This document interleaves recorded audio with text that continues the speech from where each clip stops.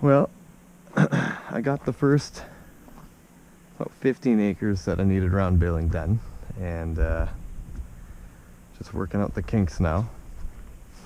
Changing some of the lace ties because I have some that have blown their crimps off, so I figured I'd just go over them.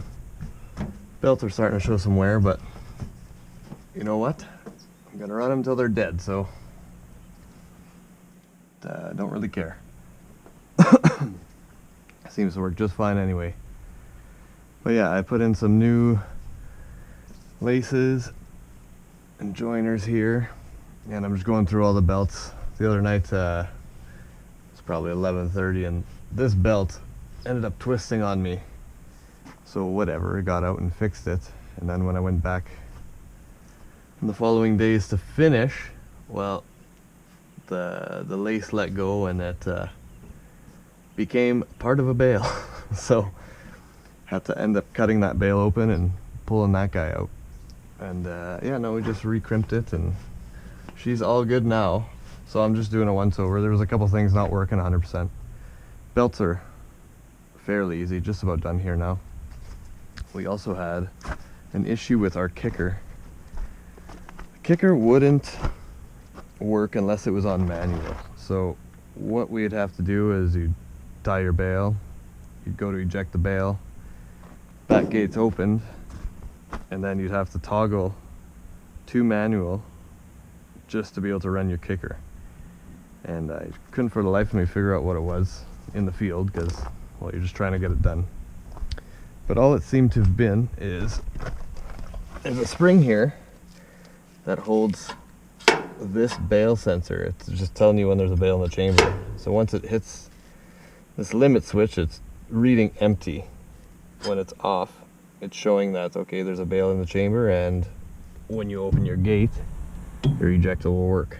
But this thing has to reset every time. So my first bale of the year, it worked, and then it's like it stayed here. So what had happened is this spring had broke, and it had kind of made its way through. So there was no pressure pushing it back. Anyway, put this back on, and it is running just fine now. Apart from that, there really isn't any issues. I'm just going to finish up on the belting. Put in some new twine bales, blow her off with the leaf blower, and I think we'll be good to go. We got, again, a little more rain in the forecast for not tomorrow, but the next day, so just going to hang off for another day or two. And then we'll go cut up, I don't know, probably a good 30 acres. And then let's get the ball rolling here, kind of thing. But no, this is a great unit. Case IH 8465T. So it's not the auto tire, but it works just fine. You know, you run your bales up to 6 if you want, 6 feet. We run 5x5s. Last year did 5.5x5s. They are just a touch too big to actually comfortably sit on the trailer. So yeah, this is the old monitor, and she works just great. So what ended up happening, like I said, is you would push down, you'd tie your bale, you'd go to finish, and then you'd have to flip to manual to throw your ejector out, and then you'd push down and put it back in, and then every time you bring it off manual, well, you get this awful alarm, so you'd always have to reset. And I am not about that at all, so yeah, that's that. Also got the old inline moisture meter, which has been super handy. You got a high limit, a low limit, bale type. We used to have this on the square baler when we mainly did squares, but now that we're mainly doing these, it's great. And if you were to spray some sort of what am I trying to think, like a salt water, something to re-moisten it or whatever, a preservative, you can set a moisture offset, which is also pretty cool. But yeah, we just bale dry hay, so no worries there. The old girl has been not much issue.